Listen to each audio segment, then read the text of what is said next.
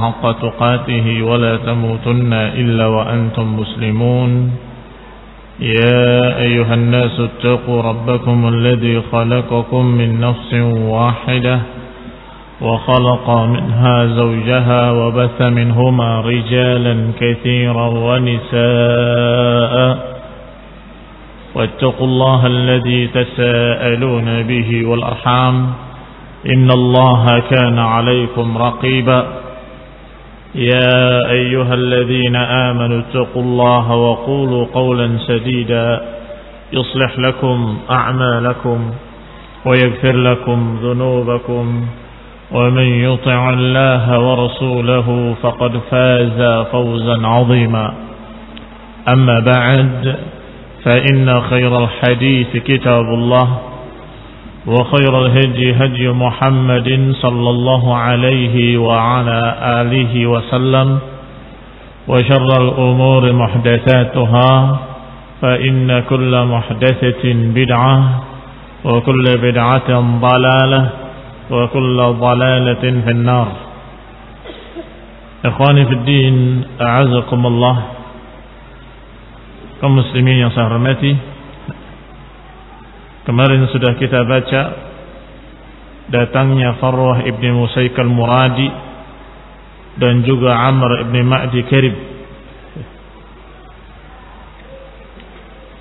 dan bahwasanya Farwah ibn Musaik al-Muradi diserahi oleh Rasulullah SAW untuk memimpin kaumnya untuk mengurus urusan zakat, dan beliau terus di bawah perintah Rasulullah SAW sampai wafatnya Rasulullah sallallahu alaihi wa ala alihi wasallam. Adapun Amr ibn Ma'di Karib dikatakan ketika wafatnya Rasulullah SAW dia murtad dan menjelekkan kepemimpinan Farwah ibn Musaik, dicerca, dimaki, bahkan dia ucapkan dengan syairnya, wajadna mulka Farwah syarra mulkin, bahwasanya aku dapati kepemimpinan Farwah adalah sejelek-jelek kepemimpinan. Bahkan dia mengucapkan kata yang jelek, katanya himaran safa man khuruhu bitafrin, disebut himar, keledai-keledai yang dungu, kata dia, yang moncongnya seperti ini dan seperti itu. Astagfirullah. Dan ini menunjukkan kalau dia bukan sahabat. Karena sahabat disebutkan oleh Ibnu Katsir, definisinya adalah man laqiya ar-rasul wa amana bihi wa mata ala dzalik. Definisi seorang sahabat yang pantas kita sebut radhiyallahu taala anhu adalah seorang yang bertemu Rasulullah SAW walaupun sesaat, kemudian beriman dengannya, dan kemudian mati dalam keadaan iman. Itu dikatakan dengan sahabat. Sehingga orang ini tidak pantas disebut sahabat dan tidak pantas disebutkan dengan radhiyallahu taala anhu. Maka apa yang saya sebutkan dengan keliru mengucapkan radhiyallahu taala anhu di awalnya, maka itu adalah salah. Dan itu adalah keliru. Orang yang murtad tidak dikatakan radhiyallahu anhu sama sekali, dan bahkan dikatakan la yardallahu anhu, Allah tidak ridha kepadanya. Sehingga ini juga sebagai bantahan bagi mereka yang berkata di antara sahabat ada yang murtad. Kita katakan tidak, sahabat tidak ada yang murtad.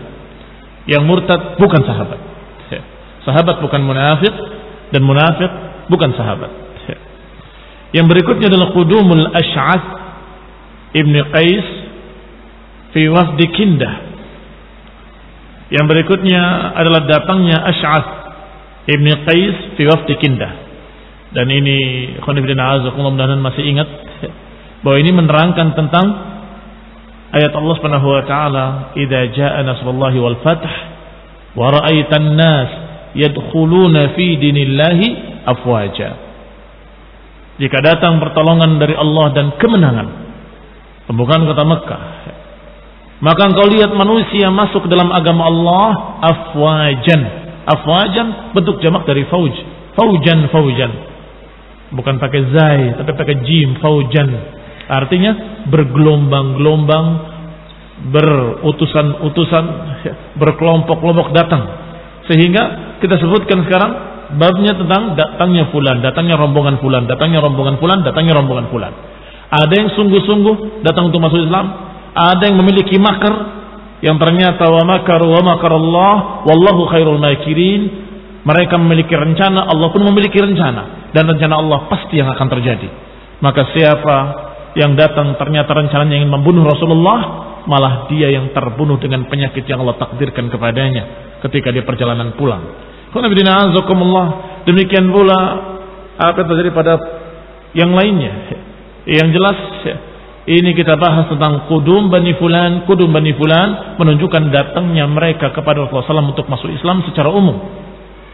Walaupun di antara mereka ada yang ternyata tidak dari hatinya, sehingga ketika Rasulullah wafat dia murtad kembali, seperti Amr ibn Ma'di Karib. Dan juga ada yang berencana untuk membunuh Rasulullah SAW, tetapi yang lainnya secara umum mereka datang untuk masuk Islam.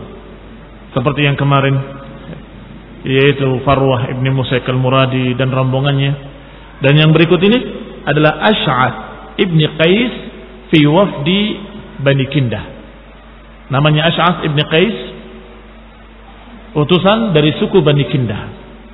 Kata Ibnu Ishaq rahimahullah, qadima ala Rasulullah sallallahu alaihi wa ala alihi wasallam Ash'ath ibn Qais. Datang menemui Rasulullah sallallahu alaihi wasallam Ash'ath ibn Qais fi wafdi Kindah bersama rombongan utusan dari Kindah. Fahaddatsani Az-Zuhri. Kata Ibnu Ishaq menyampaikan kepada aku Ibnu Shihab Az-Zuhri Ibnu Shihab, annahu qadima ala Rasulullah sallam, bahwasanya datang menemui Rasulullah sallam Ash'ath ibn Qais fi 80 rakiban, bersama 80 orang berkuda. 80 orang yang berkuda atau berkendaraan, tidak sebutkan kuda, rakiban yakni berkendaraan. Min Kindah, dari Bani Kindah. Dan itu sudah isyarat kalau rombongan ini bukan rombongan fuqara, tapi rombongan yang agniya, orang-orang yang cukup kaya. Kenapa biasanya imma 1, 2 orang atau 3 orang satu kendaraan buat 3 orang, atau satu kendaraan kadang-kadang buat 4 orang, bergantian. Yang satu nuntun, yang satu naik, atau yang 2 naik, yang 2 berjalan, nanti bergantian begitu. Tetapi di sini 80 rakiban, 80 semuanya berkendaraan. Fadakhalu, maka mereka masuk menemui Rasulullah SAW masjidahu, masuk ke masjidnya. Wa qad rajjalu jumamahum, dalam keadaan mereka sudah bersisir, menyisir rambut-rambut mereka. Jumam bentuk jamak dari jummah. Jummah itu kalau rambut dikumpulkan itu namanya jummah. Wa takahhalu, dalam keadaan mereka sudah bercelak, memakai celak di mata-mata mereka. Alaihim jubabul hibarah, mereka memakai jubah-jubah dari Yaman. Hibarah adalah salah satu jenis jubah yang khas bahannya dari Yaman, yang biasanya lurik, bergaris-garis. Wa qad kaffafuha bil harair, bahkan sudah diberi apa itu bahasa tukang jahit, apa, ban ya, di pinggirnya ada sutranya. Apa yang di pinggirnya, setiap pinggirnya dikasih apa namanya itu? Bordel atau ban? Kurang lebih begitu. Sutra, pakainya sutra dari mulai lehernya sini sampai ke bawahnya. Jadi ini menunjukkan yang berikutnya. Pertama, mereka semua berkendaraan. Yang kedua, mereka semua rapih, bersisir, bersih, bercelak. Yang ketiga, jubah-jubah mereka memiliki ban atau strip di pinggir bajunya dari mulai lehernya dari sutra. Wa qad kafafuha bil harir. Falamma dakhalu ala Rasulullah SAW, ketika masuk menemui Rasulullah SAW, qala, maka Rasulullah bersabda pada mereka, alam tuslimu, bukankah kalian sudah masuk Islam? Ini bukankah kalian sudah menyatakan keislaman? Qalu bala, kata mereka tentu kami sudah masuk Islam. Qala fama balu hadzal harir fi a'naqikum. Kalau begitu bagaimana dengan sutra yang ada di leher-leher kalian yang menghiasi jubah-jubah mereka? Qala fashaqquhu minha fa'alqawhu. Maka ketika mereka tahu bahwa sutra bagi laki-laki tidak boleh, maka mereka robek strip tadi atau ban tadi dari lehernya dan kemudian dibuang. Fa'alqawhu, mereka buang semuanya. Ini mereka orang-orang yang sami'na wa ta'na. Begitu dikatakan haram, mereka robek dan mereka buang. Thumma qala lahu al-Ash'ath ibn Qais. Kemudian berkata pimpinan rombongan yaitu Ash'ath ibn Qais, "Ya Rasulullah, nahnu banu akil al-murar wa anta ibnu akil al-murar." Ya Rasulullah, kami anak-anak akil al-murar.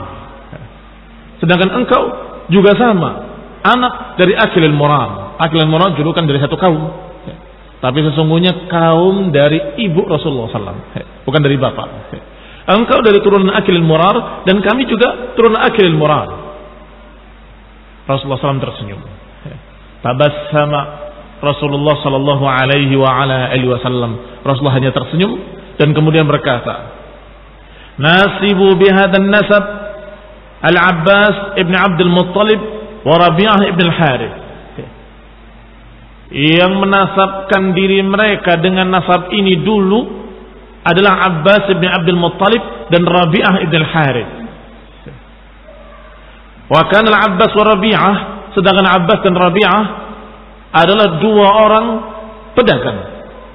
Dan biasanya pedagang itu berjalan jauh dari satu negeri ke negeri lainnya. Maka dua orang ini kana idza sya'a fi ba'dil Arab, kalau dia sudah jauh dari negeri Arab atau sudah dia jauh di negeri-negeri lain, fasu'ila mimman huma, kemudian ditanya, dari suku apa kamu? Biasanya dua orang ini, Abbas bin Abdul Muttalib dan Rabi'ah bin Harith, akan menjawab, nahnu Banu Akilil Murar, kami adalah turunan Bani Akilil Murar. Kenapa yang mereka sebut adalah nasab dari ibunya?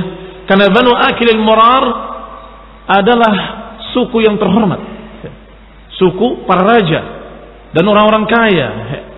Maka dua orang tadi dari Quraisy mengaku-ngaku Banu Akilil Murar, yata'azzazani bidzalik, keduanya berbangga dengan nasab itu. Wa dzalika anna Kindah kanu mulukan. Yang demikian karena suku Kindah adalah suku para raja. Sudah kita katakan tadi ciri-cirinya, datang semuanya berkendaraan, rambutnya bersisir rapi, dengan jubah yang bagus, berendakan sutra atau dilapisi, dikasih ban di tepi-tepinya dengan sutra. Tsumma qala lahum, maka ketika mereka berkata, "Anu Banu Akilil Murar," Rasulullah SAW tahu, tersenyum. Kenapa? Karena tahu yang mereka maksud. Dulu Abbas bin Abdul Muttalib dan Rabi'ah bin Harith, dua tokoh Quraisy, dua pedagang besar, yang ketika mereka dalam keadaan jauh dari kaumnya, sudah di Yaman sana misalnya, mereka ketika ditanya mimman huma, dari mana keduanya, dari suku apa kalian berdua, keduanya akan menjawab, nahnu Banu Akilil Murar, kami dari turunan Akilil Murar. Sesungguhnya tidak salah, karena memang dari ibu mereka adalah Akilil Murar. Mafhum? Tetapi nasab dalam Islam bukan dari perempuan. Adapun dua pedagang tadi di zaman dulu, zaman jahiliyah, karena khawatir saja, khawatir diganggu dan sebagainya, maka menasabkan kepada yang dihormati oleh mereka. Orang-orang Yaman menghormati Banu Kindah, dan Banu Kindah itu Banu Akilil Murar. Sehingga mereka akan berkata, nahnu Banu Akilil Murar. Ketika mereka datang kepada Rasulullah SAW, mereka tahu Rasulullah SAW adalah masih saudara, masih ponakannya Abbas bin Abdul Muttalib tadi. Berarti dari Banu Akilil Murar juga. Kan begitu.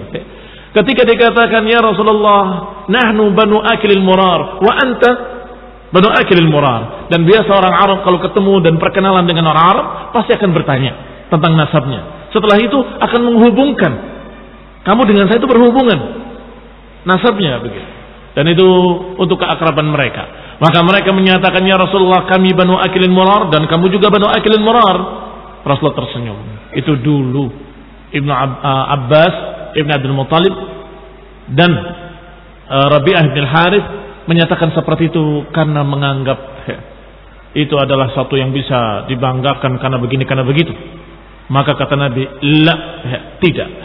Adapun nasabku, thumma qal, kemudian berkata, la, banahnu Banu Nadhr ibni Kinanah.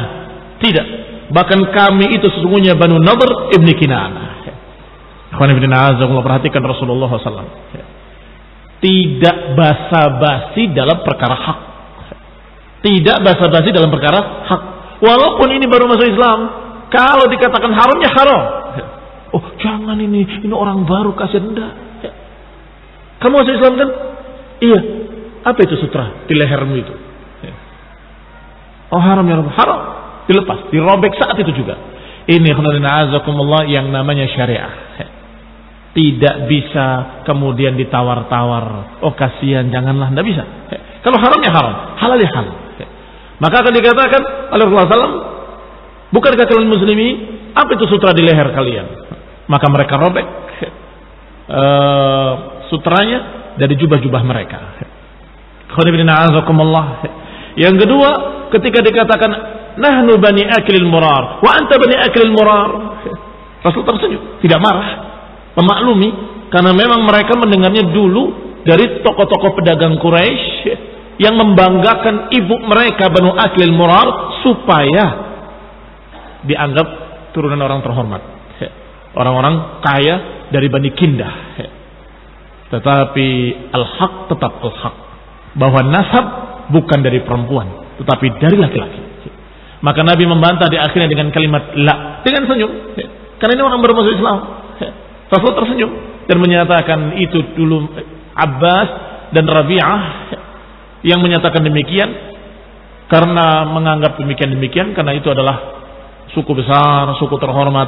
Adapun sesungguhnya kami dari bapak adalah Banu Nadhr ibni Kinanah. Kami turunan Nadhr ibni Kinanah, yakni Quraisy. Ini salah seorang atau salah satu pecahan-pecahan Quraisy. Kemudian menasihati, la taqfu ummana, jangan kalian menelusuri nasab ibu kami. Wala nantafi min abina, dan jangan menghilangkan nasab bapak kami. Lihat ikhwan ibn a'azakumullah. Pertama kalimatnya la taqfu ummana, jangan menelusuri nasab dari ibu kami. Tetapi carilah nasab, menelusuri nasab dari bapak-bapak kami. Maka wala nantafi min abina, maka kita jangan menghilangkan nasab bapak-bapak kita. Jangan menyambung ke ibu dan jangan melupakan nasab bapak. Bahkan ada ancaman dalam riwayat yang sahih, man nasaba ila ghairi abihi faqad kafar, sampai disebutkan kufur, walaupun kufur amali. Siapa yang menasabkan tidak kepada bapaknya, maka dia telah kufur. Karena azakumullah, menunjukkan kerasnya menisbatkan nasab kepada bukan bapaknya yang melahirkannya atau yang menyebabkan kelahirannya. Walaupun bapak angkat gak boleh. Oh ini anak si fulan, bukan. Anak angkatnya si fulan. Rasulullah SAW ketika tadinya dikenal bahwa yang diangkat anak oleh Rasulullah SAW sebagai Ibnu Muhammad Sallallahu Alaihi Wasallam, yaitu Zaid ibn Harithah. Sampai ketika turun ayat ud'uhum li'abaihim, panggillah mereka dengan nama bapak-bapak mereka. Maka saat itu Rasulullah SAW melarang, jangan bilang Zaid bin Muhammad, ucapkan Zaid bin Harithah. Maka sampai hari ini Zaid bin Harithah adalah anak angkat Rasulullah Sallallahu Alaihi Wasallam. Wa ma Muhammadun aba ahadin min rijalikum. Rasulullah SAW bukan bapak dari salah seorang kalian. Kalau bukan bapak dari salah seorang kalian, maka jangan menisbatkan nasabnya kepada Rasulullah SAW. Bagaimana berarti turunan Ali bin Abi Thalib? Apakah cucu Rasulullah SAW? Kalau nasabnya dari anak-anaknya Ali kepada Ali, dari Ali kepada Abu Thalib. Jadi kalau dikatakan Jaddal Husaini, nah siapa itu Jaddal Husaini? Kan mereka ketika memuji Rasulullah SAW memuji tentang Hasan dan Husain dikatakan Jaddal Husaini. Atau memuji Nabi dengan kalimat Jaddal Husaini, kakeknya dua Husain, yakni Hasan dan Husain. Siapa kakeknya Hasan dan Husain? Kalau menurut ajaran Islam, syariat Islam, nasab itu kepada bapak. Siapa Jaddal Husaini? Hah? Abu Talib, yang sampai matinya kafir. Sampai matinya kafir. Hasan Husain anaknya Ali, Ali anaknya Abu Talib. Sehingga keliru mereka menyatakan Jaddal Husaini. Dan Nabi menyatakan la taqfu ummana. Jangan kalian mencari nasab dari ibu. Wala nantafi min abina, dan jangan kita lupakan nasab bapak-bapak kami. Artinya nisbatkanlah kepada bapak, jangan kepada ibu. Ini masya Allah. Sehingga seharusnya tidak menyatakan demikian, bahwa Rasulullah SAW walaupun dikatakan dalam keadaan beliau memiliki sekian kemuliaan, sekian ketinggian sallallahu alaihi wa ala alihi wasallam, dan Al Hasan Al Husain juga demikian, tetapi jangan sampai kita menyatakan kalimat yang salah, menasabkan dengan nasab yang salah. Turunan Ali, turunan Rasulullah, bukan turunan Ali. Itu kan nasabnya kepada Rasulullah, bukan kepada Ali. Kita masih sopan, sebab kalau diangkat lagi ke atasnya bukan Ali, Abu Talib. Abu Talib mati dalam keadaan kafir. Tetapi kita masih menghormati mereka turunan Ali bin Abi Thalib. Masya Allah, sudah mulia. Turunan Ali sudah cukup. Jangan sampai berlebihan. Ada Rasulullah, Allah katakan dengan tegas, wa ma Muhammadun aba ahadim min rijalikum. Rasulullah SAW bukan bapak salah seorang kalian, bukan bapaknya Ali bin Abi Thalib. Naam, min rijalikum. Loh Fatimah, itu bukan rijal. Yang kita bahas, wa ma Muhammadun aba ahadin min rijalikum, bukan bapak laki-laki kalian. Artinya tidak ada seorang pun yang nasabnya bersambung pada Rasulullah SAW dari laki-laki. Tidak ada. Barakallahu fikum. Kembali kepada kisah bahwasanya disebutkan oleh Rasulullah SAW kepada utusan-utusan tadi dari Bani Kindah yang dipimpin oleh Ash'ath ibn Qais yang berjumlah 80 orang berkuda atau berkendaraan. Rasulullah SAW menyatakan ucapan mereka tadi tidak dengan basa-basi, dengan tegas, bahwasanya kami bukan Banu Akilir riba, bukan Banu Akilil murar, tetapi kami Banu Nadhr ibn Kinanah. Kami adalah anaknya atau turunan Nadhr ibn Kinanah. La taqfu ummana wa la nantafi min abina. Jangan kalian telusuri dari nasab ibu, dan jangan kalian lupakan nasab bapak-bapak kami. Faqala al-Ash'ath ibn Qais, maka Ash'ath ibn Qais menyatakan kepada kaumnya, hal fariqtum ya ma'syara Kindah? Apakah kalian sudah selesai, wahai utusan dari Bani Kindah? Artinya sudah selesai urusannya? Ada yang mau ditanyakan? Ada yang mau disampaikan? Kalau sudah, maka aku nasihatkan kalian. Lihat kalimat terakhir dari Ash'ath pada mereka. Wallahi la asma' rajulan yaquluha illa darabtuhu 80. Berani ada orang yang menyatakan seperti itu, aku akan cabuk 80 kali.